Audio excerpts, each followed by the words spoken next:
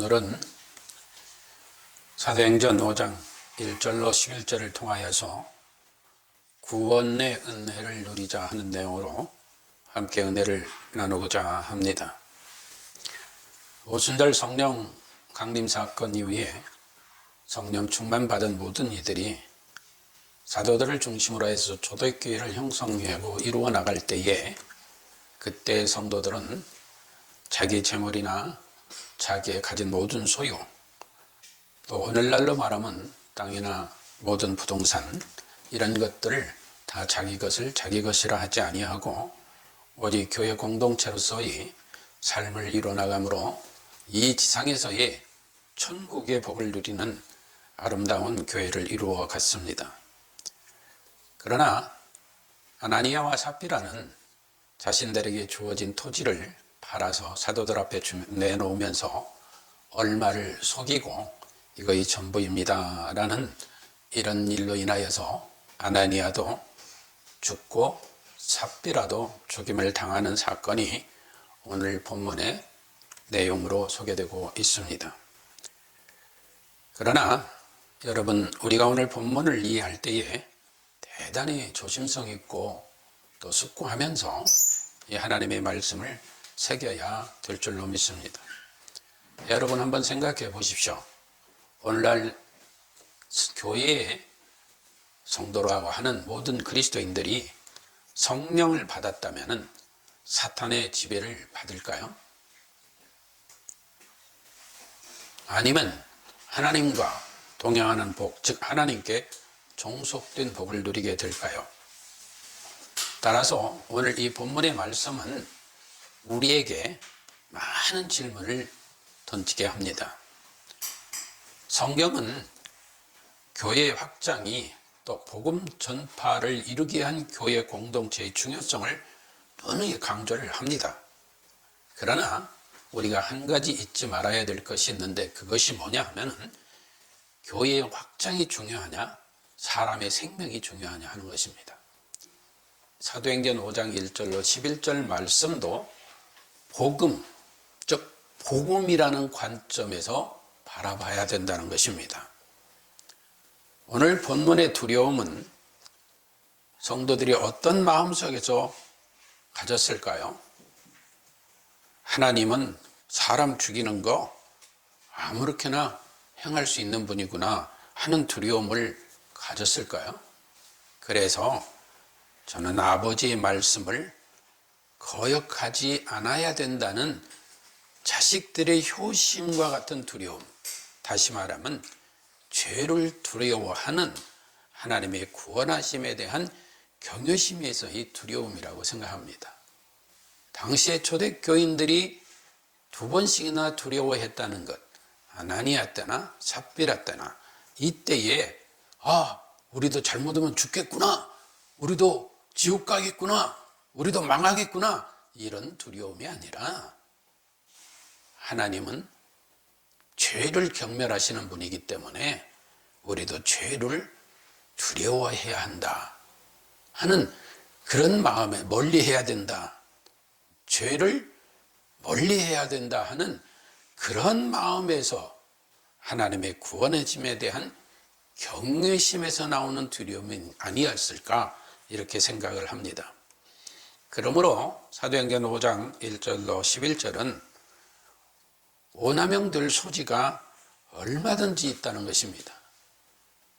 복음을 전하는 이도 거짓으로 왜곡할 수 있고 속일 수도 있고 듣는 이도 속을 수도 있다는 것입니다. 따라서 본질을 잘 이해하는 은혜를 누려야만이 오늘 이 본문의 말씀을 깊게 이해하고 하나님의 뜻이 무엇인가 하는 것을 잘 알고 그 뜻 안에서 살아가는 우리들이 되어지게 될 줄로 믿습니다. 교회의 일체성, 매우 중요합니다. 교회 확장하고 부흥하는 거, 매우 중요하죠. 또 교회의 존재, 교회의 정체성, 교회의 질서, 권징조례 같은 규칙이나 충성심, 또한은 헌금 등 다 한 가지도 중요하지 않은 것이 없습니다. 그러나 그 무엇도 사람의 생명에 우선할 수는 없다. 사람의 생명에 우선할 수는 없다. 따라서 예수 그리스도께서 이 세상에 오신 목적과 예수님께서 분부하신 목적이 무엇인가? 곧 복음을 통하여 생명을 구원하는 데 있다는 것을 절대로 잊지 말고 이 본문을 이해해야 한다는 것입니다. 따라서 본문과 같은 말씀을 늘 성령 하나님의 조명하심에 따라서 복음의 본질이 훼손되지 않도록 해야지, 그렇지 않으면은 여리고성을 점령하고 가나안 땅을 점령할 때에 전쟁사에서 일어나는 그런 것과 같이 오히려 죄를 경멸하는 것이 아니라 하나님을 악마화할 수 있도록 만드는 우를 범할 수도 있다는 것입니다. 왜 그렇게 생각할까요? 자기 욕망을 위해서 하나님의 말씀을 왜곡하거나 오용하거나 남용하거나 악용하게 되면은 거기에는 살인행위와 다를 바가 없는 것이 되기 때문입니다. 물론 초대교회는 특수한 환경이라 할 수 있습니다. 그래서 옥스퍼드 원어 성경 대전에서 갈빈이 주장한 내용을 이렇게 소개하고 있습니다. 갈빈 선생은 다음과 같이 아나니아 삽비라의 죄를 고발했습니다. 첫째, 하나님을 업신여긴 죄. 둘째, 하나님께 거짓된 봉헌을 한 죄. 셋째, 교회에서 명예를 얻으려는 폐역한 허영심에 물든 죄. 넷째, 주님의 사랑을 배신한 죄. 다섯째, 위선의 죄. 마지막으로 거룩한 교회를 죄로 오염시킨 죄. 예, 다 맞는 이야기죠. 그러나 그 뒤에 뭐라고 얘기했느냐? 그러나 다른 성도들이 범죄를 정할 때 정죄하고 책망하기에만 급급할 것이 아니라 회개를 권면하고 또 회개하면 사랑과 긍휼로 피차 용서하고 용납할 줄 알아야 합니다. 라고 소개하고 있습니다. 그런데 말입니다. 사탄이 성령 하나님을 기만할 수 있나요? 사탄이 하나님을 속일 수 있나요? 하물며 인간이 하나님을 속일 수 있을까요? 그러므로 여기서 한 가지 질문이 던져집니다. 뭐냐? 아나니아와 삽비라가 성령 충만받고 구원받은 자일까? 하는 겁니다. 아나니아와 삽비라가 성령 충만받고 구원받은 자인데 땅값의 얼마를 감추었다고 베드로가 명함으로 그들이 죽었다? 그럼 이 구원론에 굉장한 심대한 혼란을 가져오게 만듭니다. 만일에 그렇다면 하나님의 불강력적 은혜로 인하여 믿음으로 구원은 어떻게 되는 거죠? 그러면 베드로가 아나니아 삽비라를 죽일 것을 말한 것은 어떤 의미가 될까요? 돈 때문에 아나니아 삽비라에게 죽는다고 말했을까요, 베드로가? 어떤 이들은 본문 사도행전 5장 1절로 11절 말씀 등을 악용해서 위협을 느끼게 하는 경우가 있습니다. 한참 교회가 부흥하고 교회 성전들 건축하는 붐들이 이를 때에 이 내용들이 많이 선포되기도 했습니다. 그러나 하나님의 구원의 은혜에 우리는 감사해야 될 줄로 믿습니다. 그 은혜를 누리도록 하는 것이 복음이에요. 그런데 도리어 위협, 공포감을 조성해가지고 심지어 저주를 한다면 그게 복음일까요? 그게 복음이냐 이 말입니다. 생각해 봅시다. 아나니아 삽비라의 마음의 생각과 행동에 의하여 하나님이 작정하시고 섭리하시고 은혜를 주시고 공급하시고 인도하시고 우리를 다스리고 주관하시는 하나님의 주권이 훼손되나요? 서원철 목사의 마음과 생각의 뜻에 의하여 하나님의 뜻이 다 바뀔 수 있나요? 우리도 아나니아 삽비라와 같이 바르지 못한 행동을 하게 되면 어떻게 될까요? 오늘 성경 내용 문자적으로 그냥 해석해버리면 우리도 당장 지옥 가고 죽어야 합니다. 그런 순간이 수없이 많을 거예요. 또 여기 나아가서 하나님께서 이중 예정하신 그것까지도 그 중에 선택한 자를 구원하시는 그 예정이 바뀌게 될 수도 있다는 건가요? 그리고 서원철 목사가 또 다시 바른 마음 가지고 바른 행동하면 하나님이 너 다시 또 돌아왔구나, 또 다시 되돌려 놓게, 그런 하나님이신가요? 그 모든 것들이 아나니아 삽비라의 그것을 그들이 성령 받고 구원받은 자라는 것을 생각하고 교회론적으로 해석하게 될 때에 하나님의 모든 일 또 교회의 모든 일이 인간의 손에 의해 결정된다는 거예요. 인간의 생각과 마음의 행동에 따라 결정된다는 겁니다. 여기에 하나님의 작정, 하나님의 섭리, 하나님의 은혜, 하나님의 선택, 하나님의 예정, 이런 것들이 다 등등이 개입할 소지가 하나도 없어요. 왜? 지 맘대로 하면 너 잘하면 천국 가고 잘못하면 지옥 가고 뭐 간단하죠 뭐. 오늘 우리 그리스도인들이 그렇게 장담할 수 있습니까? 여러분 악한 마음이나 죄된 마음들을 가져본 일 없어요? 그러면 하나님이 그런 사람 구원할 수 없나요?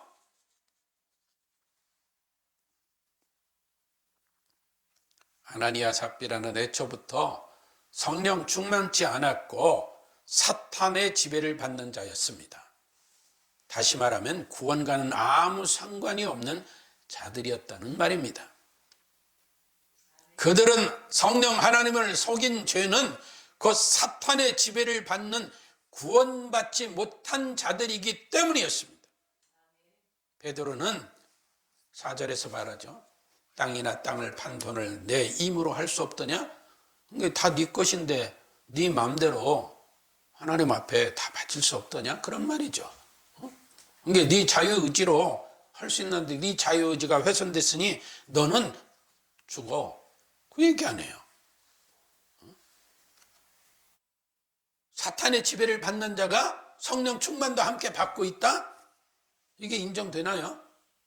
다시 말하면 사탄의 지배를 받는 자가 사탄을 거부하고 하나님 앞에 진실을 구할 수 있느냐 이 말입니다. 왜? 오늘 본문 5장 3절을 한번 주목해 보시기 바랍니다. 아나니아야 어찌하여 사탄이 내 마음에 가득하여, 이렇게.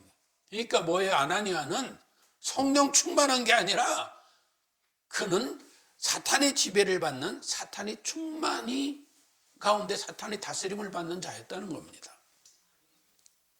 그가 성령 충만한 교회를 속이려 했다는 거죠. 원래 사탄은 속이는 자이니까. 생각해 봅시다. 예수님께서 12 사도를 부르셨을 때 가룟 유다가 구원 받았었나요? 그래서 우리는 그를 배반자, 배신자 이렇게 얘기를 하고 하나요? 아니에요. 그에게 사탄이 들어가니 구원받은 가룟 유다가 구원이 상실되었던 건가요? 아닙니다. 요한복음 13장 10절은 이렇게 기록했었죠. 예수께서 가라사대 이미 목욕한 자는 발밖에 씻을 필요가 없느니라. 온몸이 깨끗하니라.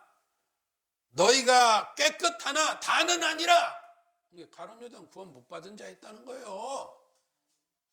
지금 아나니아 삽비라가 그런 대상이라는 거예요. 그는 성령 충만한 자가 성령을 속이려 한 게 아니고 사탄이 충만하여 사탄의 지배를 받는 자가 하나님을 속이려 했다는 거예요.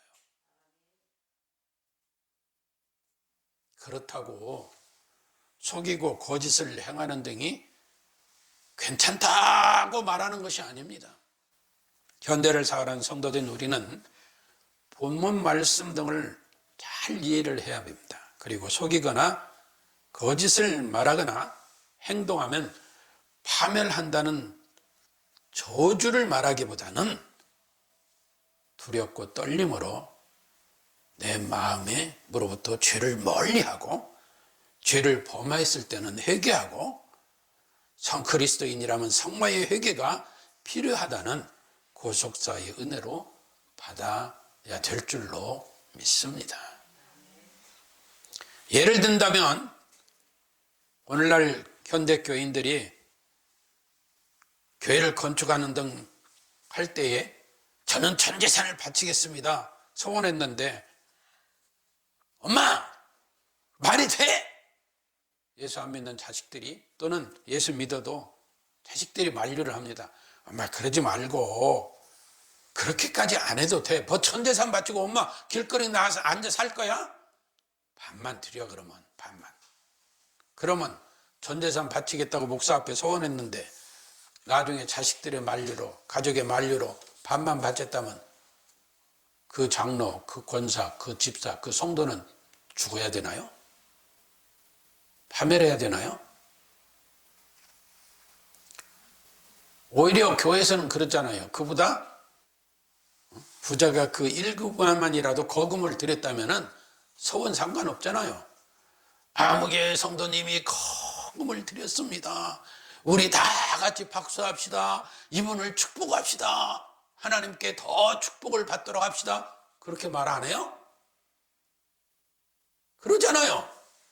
그러면서 오늘 본문 말씀은 문자적으로 내용적으로 그대로만 설교하면 그게 복음이요. 그런데 목사님, 성도님 재산이 10조잖아. 10조 약속했잖아. 근데 왜 1조밖에 안 바쳐? 소원대로 안 하시게 당신 다 망할 거야. 당신은 지옥 갈 거야. 그럴 겁니까? 다시 말하면 아나니아 삽비라는 성령 충만 받은 자가 아니에요. 사탄으로 가득한 사탄의 지배를 받는 자였다는 것을 잊지 말아야 돼요. 오늘날 우리는 말들 하잖아요. 어떤 재물이라도 통째로 집어삼키고 교회의 재산도 사적인 재산도 다 네 것도 내 것, 내 것도 내가 하는 사람도 있어가지고 그로 인해서 얼마나 많은 사람들에게 혼란을 가져오고 마음 아프게 하는 경우들이 있어요. 돈으로도 못 가요 하나님 나라, 힘으로도 못 가요 하나님 나라, 믿음으로 가는 나라 하나님 나라. 어린 시절부터 가르쳐온 그런 분들이 전부 지 것이라고 하면서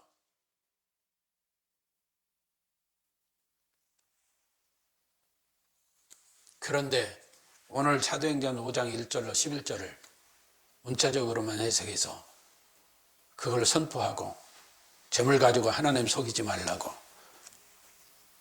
물론 속이는 것이 바른 것은 아니에요. 그러나 성령 받고 구원받은 그리스도인들에게 그런 메시지를 선포한다면 이건 바른 일이 아닙니다. 바른 게 아니에요. 지금 핵심이 뭐냐? 아나니아 삽비라는 성령 충만 받고 구원받은 자가 아니라 교회 안에 소속되려고 하지만 그들은 사탄의 충만한 지배를 받는 자들이었다는 사실을 잊어서는 안 된다는 거죠. 그런 마음에서 하나님을 속이려 했다는 겁니다. 또한 성령 충만하다고 하면서 사탄도 충만하니까 구원도 들랑달랑 성령도 들랑달랑 우리 늘 하는 얘기잖아요. 그럴 수 없다는 거. 하나님께서 구원하시고 선택하신 자를 하나님이 취소했다가 다시 물려 안 돼. 다시 와 돼. 다시 물려 안 돼. 다시 돼. 그런 하나님이라는 이 말입니다.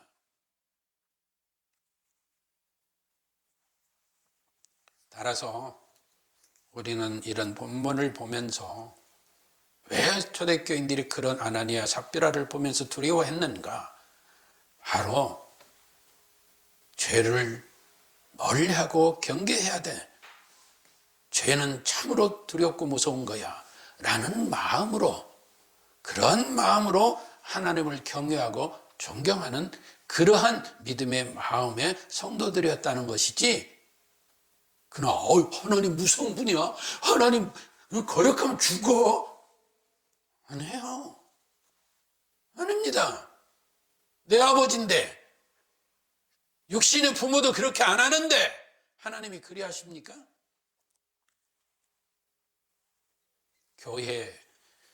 교회 확장, 부흥 외치다가 복음과 믿음에 의한 구원을 잊어버리고 망각하는 그런 일들이 없도록 매우 주의해야 합니다. 성자 하나님이 이 세상에 오신 목적이 무엇입니까? 회개하라, 천국이 가까웠느니라. 예수 그리스도를 믿는 자는 하나님의 자녀가 되는 권세를 얻었다고 하신 것 같이 예수 믿고 생명의 복을 누리도록 하시기 위하여 예수님이 이 땅에 오신 거예요. 그런데 오늘 본문 같은 말씀을 그냥 오남용하게 되면은 복음이 아니라 이건 역시 하나님을 거짓된 하나님으로 하나님을 속이는 자도 될 수 있다는 겁니다. 바로 그 자가 하나님을 속이는 자가 될 수 있는 거예요.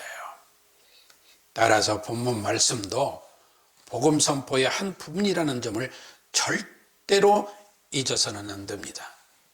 시편 103편 8절 이하에는 여호와는 자비로우시며 은혜로우시며 노하기를 더디하시며 인자하심이 풍부하시도다. 항상 경책지 아니하시는 등등 얘기는 자기에게만 해당되는 것 같이 말을 해요. 다 성도들에게 해당되는 거죠. 그러면서 13절에 아비가 자식을 불쌍히 여김같이 여호와께서 자기를 경외하는 자는 불쌍히 여기느니라 했어요. 따라서 오늘 본문 같은 말씀을 대하면서 우리는 죄를 두려워하면서 하나님을 경외하는 성도로 살아가는 우리들이 되어져야 될 줄로 믿습니다. 우리 예수님은 자기 백성을 사랑하시되 십자가의 죽음 앞에서까지도 끝까지 사랑하셨다고 그랬어요. 그런데 오늘 본문 같은 말씀을 복음이 아닌 율법적으로나 어떤 교회의 부흥이나 확장에만 목적을 두고 선포하게 되면 상당한 오류에 빠질 수도 있다는 것입니다. 빌립보서 2장은 이렇게 기록합니다. 항상 복종하여 두려움과 떨림으로 너희 구원을 이루라. 너희 안에서 행하시는 이는 하나님이시다. 아나니아 삽비라의 속에서 행한 자는 사탄이었고 성령 받고 구원받은 그리스도인들에게는 그들이 두려워함은 그 안에서 행하시는 하나님의 은혜가 있었기 때문인 겁니다. 따라서 교회를 위해서는 사도들의 율법적 계율이나 하나님의 잔혹성 등이 얼마든지 행해 줄 수 있다고 생각하거나 그런 오류를 범하지 않도록 해야 합니다. 사탄의 지배를 받는 자는 반드시 파멸, 멸망에 이르니 속임이나 거짓이나 왜곡 등 사탄의 지배에서 벗어나야 합니다. 따라서 성령 하나님의 도우심으로 예수 그리스도를 믿는다면 그 구원의 은혜 가운데 그 구원의 복을 누리는 삶을 살아가야 될 줄로 믿습니다. 그래야 하고 속이는 죄, 또 어리석어 가지고 속는 자도 되어서는 안 됩니다. 그래서 하나님의 말씀은 복음 선포의 개념, 나를 구원하시는 하나님의 은혜의 복음의 개념에서 받아들이고 성도된 복을 누리는 우리가 되어져야 될 줄로 믿습니다.